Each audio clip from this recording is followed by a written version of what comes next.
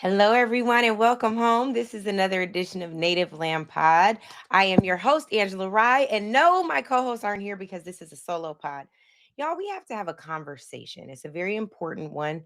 It's about white on white crime. And the reason why we need to have the conversation about white on white crime is because often there is something about gang violence that is talked about. And when you hear gang violence, too many of us see the faces of Black and Brown people in our minds.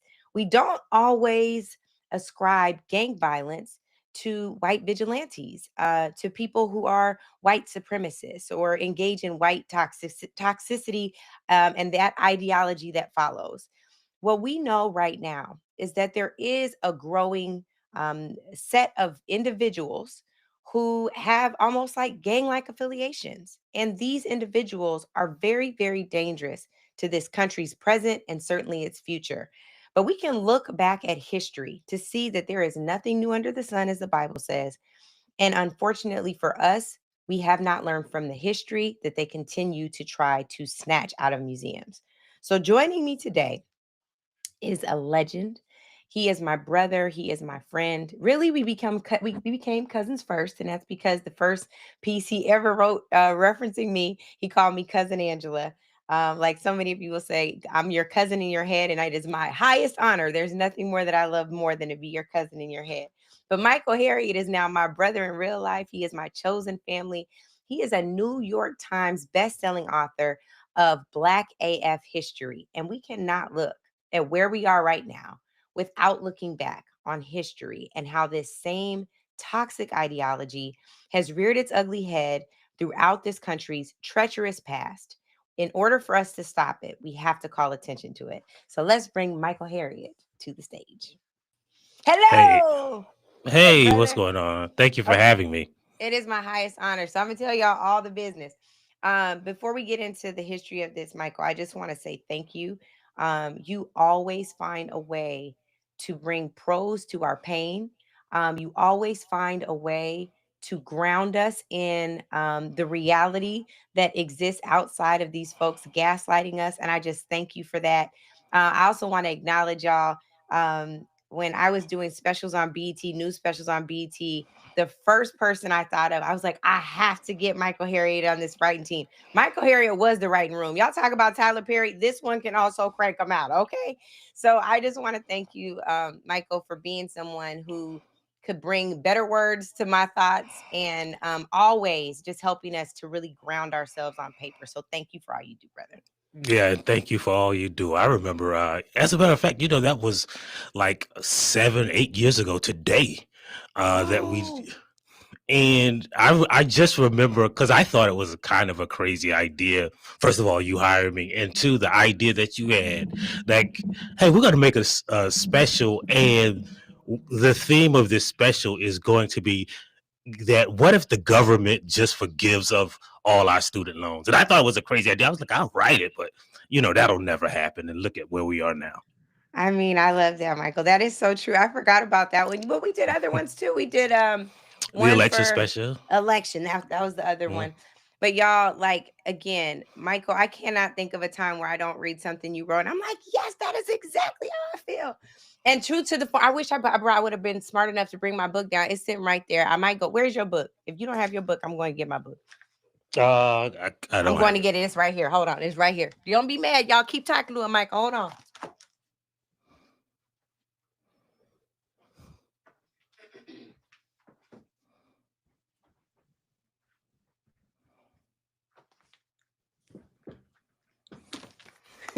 Okay, I'm back.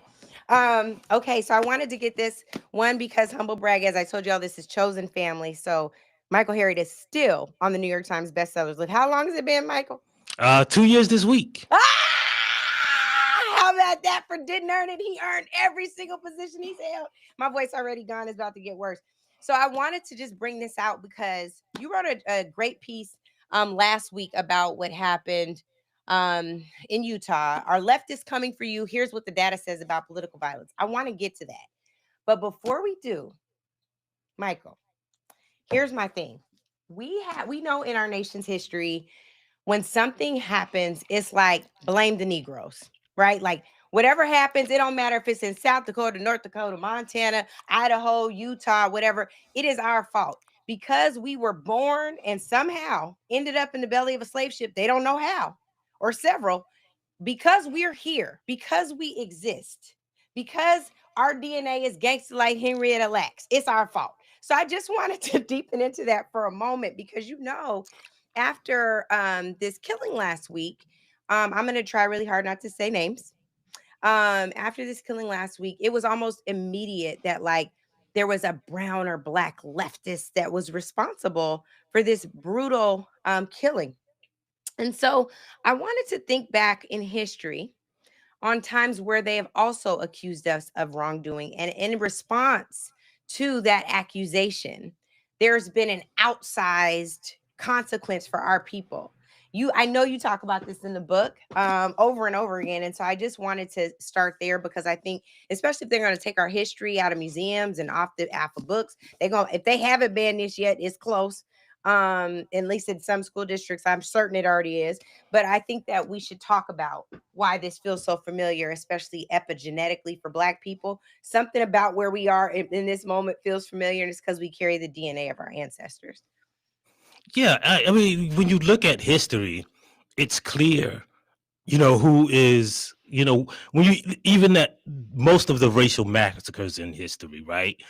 They were using us as scapegoats for, a beef between white people, right? Like the Confederates were mad because they succeeded and the Union Army whipped their butts.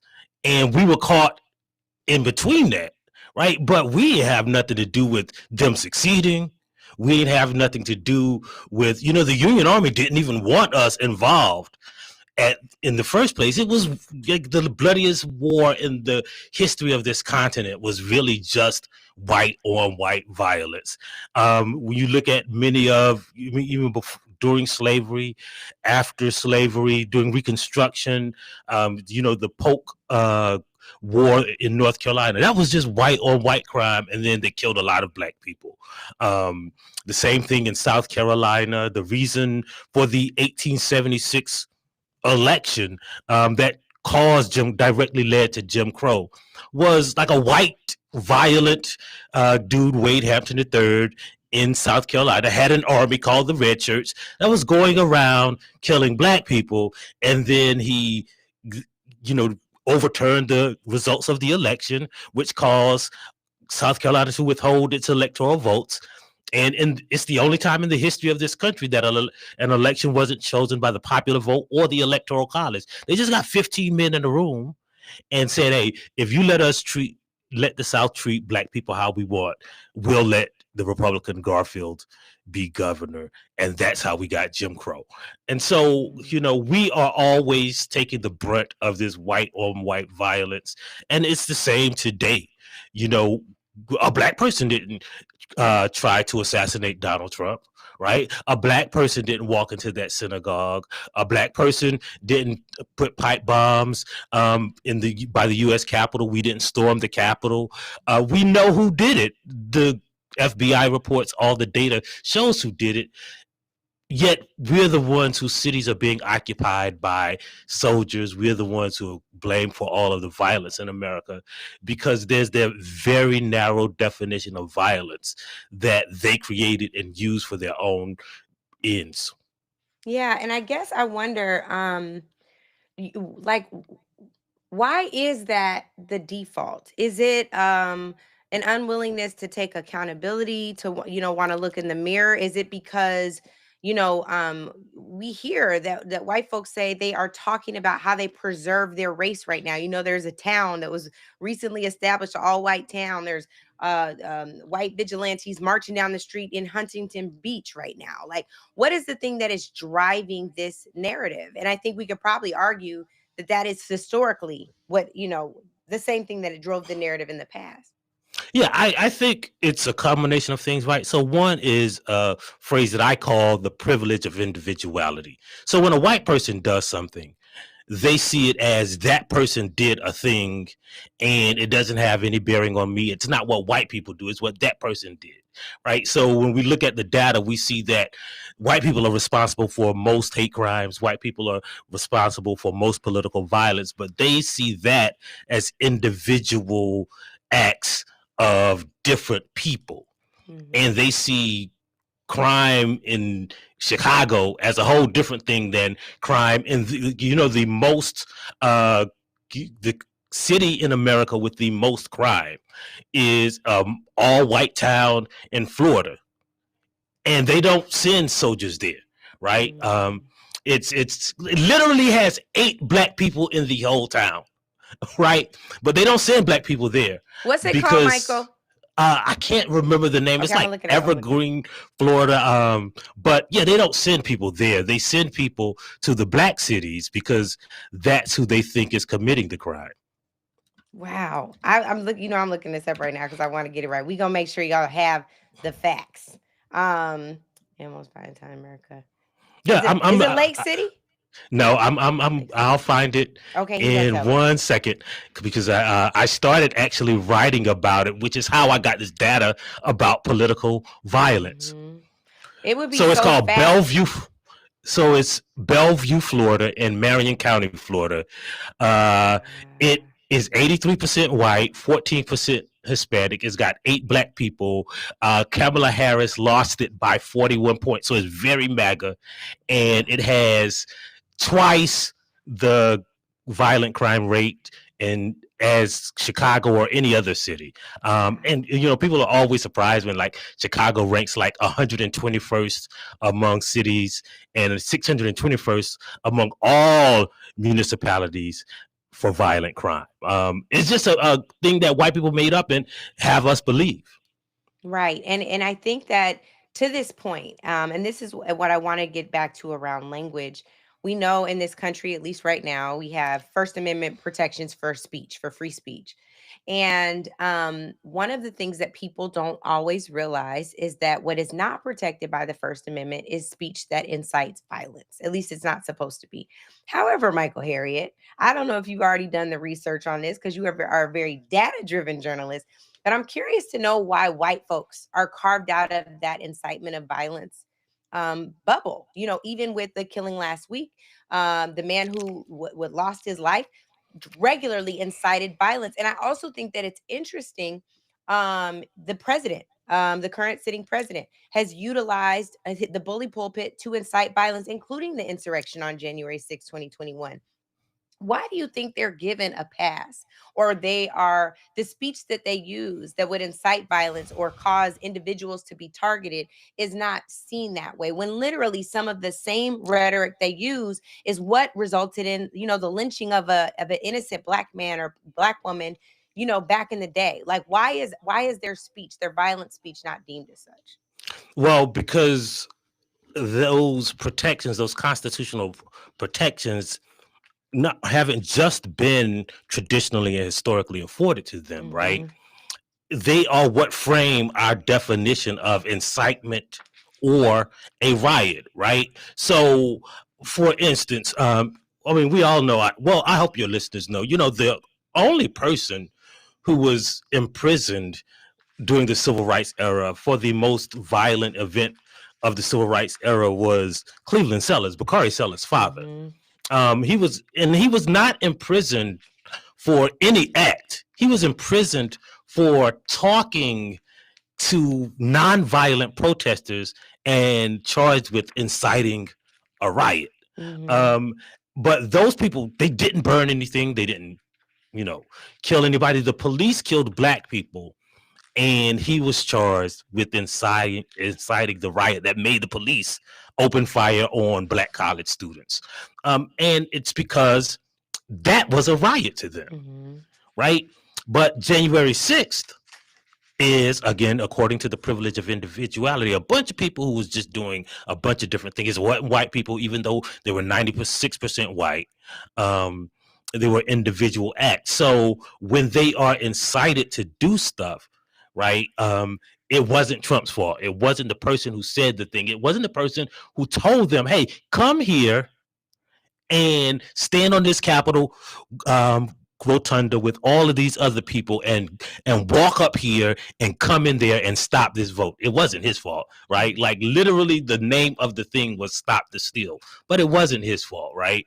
And so we know that the law can be kind of jerry-rigged to fit whatever narrative you want, because one of the questions we ask ourselves, I ask often, is what is violence, right? Is it violent to stab somebody on a train, right? But it's not violent to withhold mental health care from somebody for their entire life and then not offer them the services that we know could help him. Is that violence, right? Yes. Is it violent to withhold health care from people because they are poor, but not, but give all the white people in rural America AK-47s or AR-15s, right? Which one of those things is violent? Well, more people die from guns and lack of health care than, being in gangs or from gang violence. But we classify one as violence and the other That is is not. fascinating. That is so fascinating. Like, how do we reimagine what violence really is, particularly in a country where the gap between the haves and the have-nots is increasing, and it's by design. So intent is there.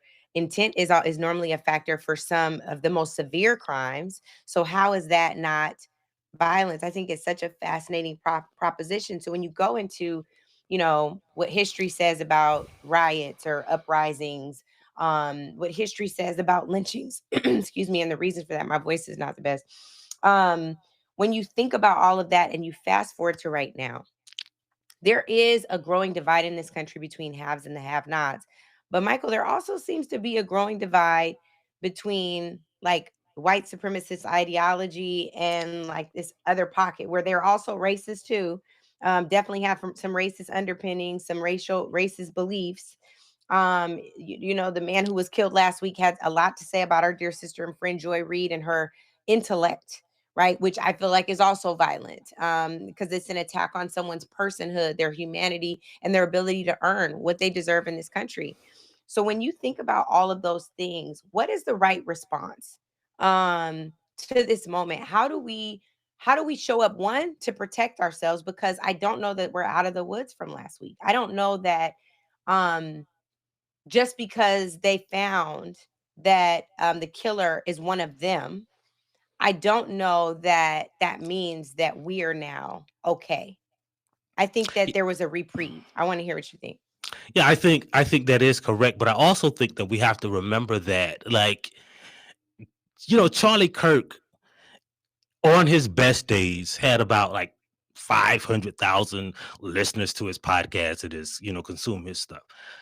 And so all of these people that we see defending Charlie Kirk were not Charlie Kirk fans. They didn't listen to him. It is impossible for 500,000 people like to make that much noise and to issue that much threat over the entire government. What we're seeing, though, is that these people believed what Charlie Kirk believed, and now they have an avatar. So I don't even know if it's correct to say that there's a rise in this white supremacist ideology. Maybe they believed it all the time and just hit it because it was not, acceptable to do so. And now it is. And it is because of people like Charlie Kirk and his other followers, or that guy and his other followers. They have made it acceptable to say, well, the black women, they must have gotten DEI. A college dropout is saying that about somebody who attended the Harvard. institution that white people founded, right? That white people said is the best institution, right? Not us. Right? They made the rules. They constructed the whole admissions policy, and they accepted a black person. And then the white people say, well, that's anti-white, right? That's the narrative that we're living under. And the other thing about this kind of rhetoric, though, is that it is not just freeing for people who had this ideology, all the time, right? But you have to look at it in combination with what else is going on. So a lot of the things that prevent people from accepting or adopting this ideology is knowing history and knowing the facts that we just talked about. Well, if they're erasing the facts and if they're Mm-hmm. erasing the history, Mm-hmm. right? What does that cause, right? Like if you don't know about redlining, you might believe like all the black people just want to live in their own neighborhood so they can commit violence against each other, right? If you don't know about how a generation of white people was giving access to the largest government program in America in world history, the New Deal, while black people were excluded, you might think that black people are poor because they're lazy. Like Mm-hmm. black schools are underfunded because black people don't care. Um, and so once you erase the actual truth and the history from public or make it create one more obstacle for them to find out the truth because they can't erase our history.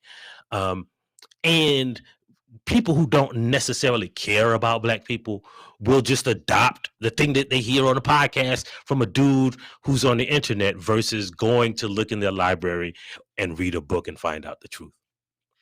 Let me ask you about so there's some people that have been categorizing this as right versus left. But I still think that your frame around white versus white is correct. And the reason for that, Michael, is if you look at who responded to the death last week, it wasn't just people on the right. There were white people on the alleged left, white moderates, who felt a sense of empathy, who thought that flags should fly at half mast, who think that school districts should hear about him, that there should be moments of silence at professional at sports games, at the NFL, in NFL games. New Orleans Saints booed this, by the way.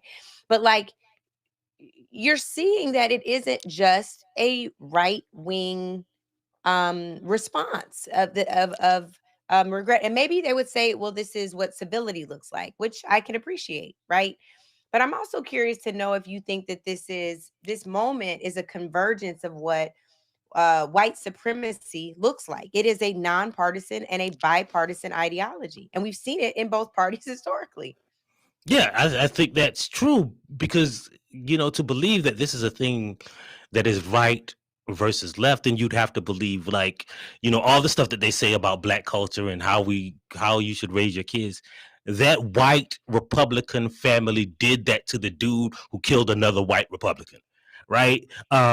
They all the stuff that they say about culture and guns don't kill people, crazy people kill people, and a Mhm. white dude with guns killed another white dude who loves guns, Yeah. right? And left versus right had nothing to do with it. Politics had nothing to do with it because when you think about this, what they're saying is that if you don't agree with one of the most racist Republicans, then you must be on the left because I don't agree with most Democrats on a lot of issues, right? Yes. And I ain't gonna kill them, but I'm That's still on the right. left, right? So, Mhm. like, if I disagree with something Joe Biden did, I won't. Not only will I not kill him, but that doesn't exclude me from being on the left, right? While in their minds, because they want to use it as pretext to silence us anyway, right? Yeah. So if the facts kind of don't matter, and debating the intimate details of these facts kind of overlook or miss or ignore the reality of what they were trying to do. Like Trump didn't care about Charlie Kirk. He wanted to use this as pretext to crack down on his opposition anyway. Mhm. Do you think that I'm trying to be careful about how I phrase things. Do you think that we are in at the beginning of, I don't even know if it's at the beginning, Michael. I can't even ask this question right. Here's what I want to know. How do you think that they will continue to use this tragedy to silence voices who have been courageous on many issues? We are watching people get fired. Some of the things that folks have done, I would also say that was tacky. That was out of pocket. I don't know why you did that. Right. But there are some other things where, like Karen Atia was fired from the Washington Post. I feel like they've been just looking for a reason to get rid of Karen Well, for using his own words. For using his own words. So, can we talk a little bit about that? well, I don't think they will continue to do it, right? Because like they'll always find something else to further their aims, right? But we also have to remember, right, when it comes to issues of race, when it comes to issues and movements of freedom and equality, the vast majority of white people have always been wrong. They were wrong about abolition. They were wrong about slavery. They were wrong about Jim Crow. They were wrong about Native American removal. They were wrong about the Black Power movement. And they don't go back and apologize like all those parents who spat on those kids who were integrating schools. They didn't just like, you know what, go back and say, you know what, we apologize. They just moved on to whatever they did next. So there'll always be something next, right?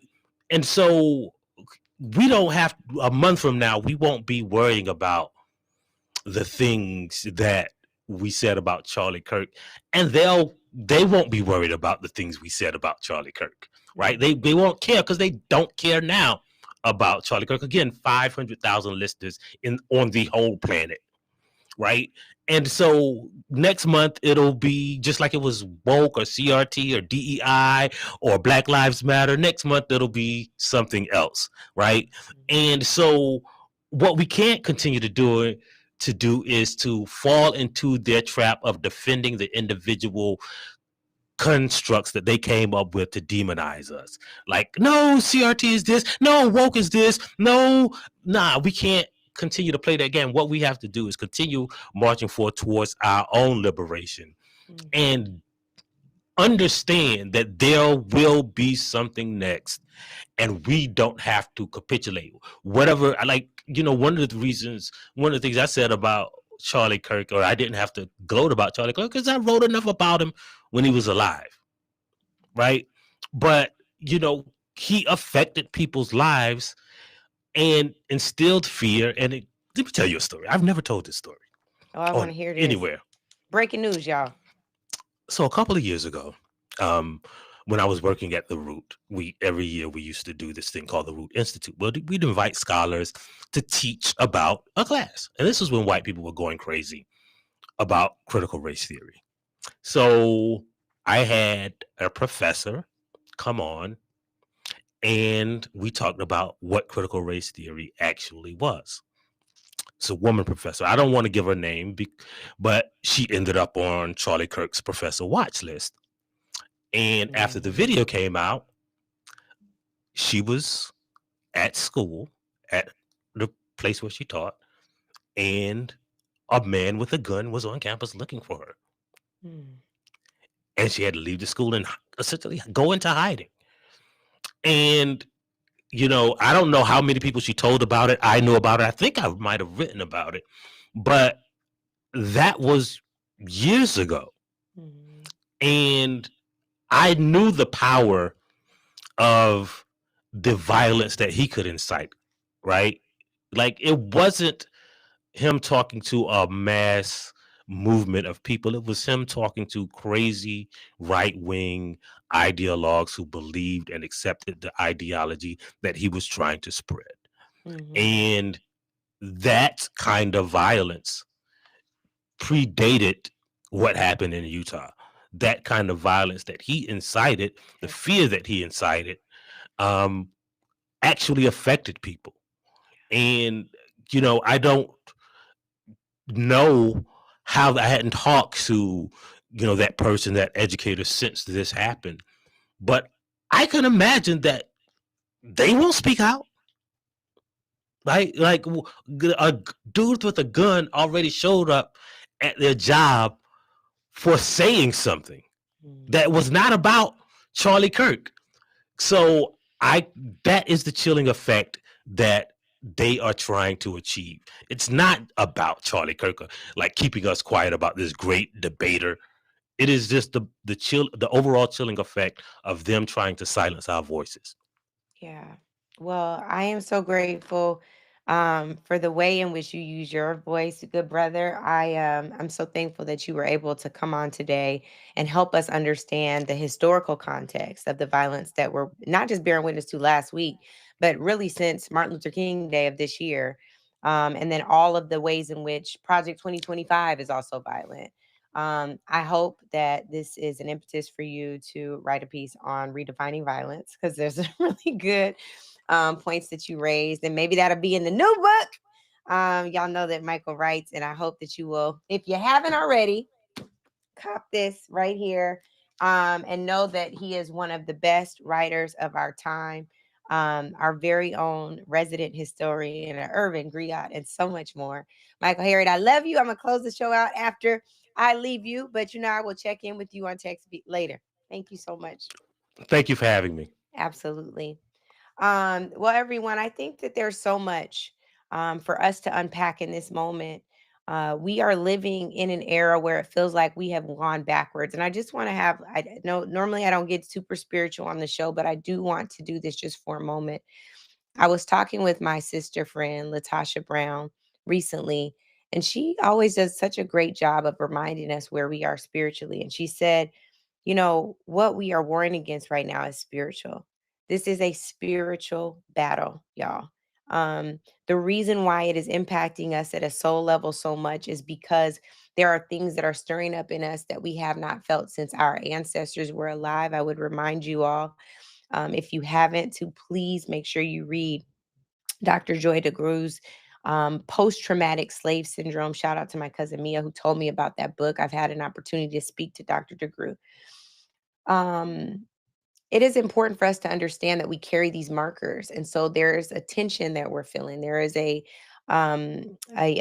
anxiety that we feel about this moment because we know that whatever the violent action was that was taken, the response to Black people will be outsized. We are living in an era right now where our heroes and their contributions to society are being questioned on every side, but they want to bring back Robert E. Lee and Stonewall Jackson and all of these other Confederates and celebrate them. Where if we knew right now what they represented in American history, these are folks that represent traitors. When Nicole Hannah Jones rolled out the 1619 Project, later to have a subsequent book named the same, they began to wear hats that said 1776 because they don't want the accountability of what happened starting in 1619, where the first documented named person in this country was Angela, because they assumed that she came from the Angola region of the continent, right? That history they don't want to be tied to, because even though the country itself wasn't founded until 1776, the racist and toxic ideology of the slave trade began in 1619, documented probably before that, but documented in 1619. When you take that all the way up to Make America Great Again the first time with Ronald Reagan, and then the second time with Donald Trump, what we know is that they ascribe the lack of America's greatness to us, even though we built this thing with our bare hands for centuries without the proper recognition, and most often without the pay we deserve. Even more often, no pay at all. And so, even the conversation around reparations, when slaveholders themselves were given reparations by the local, the state, and the federal government, we have never seen what we rightfully deserve. And so, what I want us to consider is it is okay to cry in this moment. It is okay to scream in this moment. If I can be honest, the reason my voice is gone is because I had to yell out a real scream, y'all. It's hard. It's hard in this moment. You feel gaslit on every side, but I want you to know you're not alone. And if something in you is saying this just isn't right, whether you black, white, or green, I really don't care. Something in you is saying this just isn't right. Know that you are not alone in that feeling. And the most important thing we can do is utilize our voices, stand together, and ensure that we are all clear that together we absolutely can overcome. We just got to keep fighting. It may be midnight, but daybreak is just on the other side. Welcome home, y'all. Native Land Pod is a production of iHeartRadio in partnership with Reason Choice Media. For more podcasts from iHeartRadio, visit the iHeartRadio app, Apple Podcasts, or wherever you listen to your favorite shows.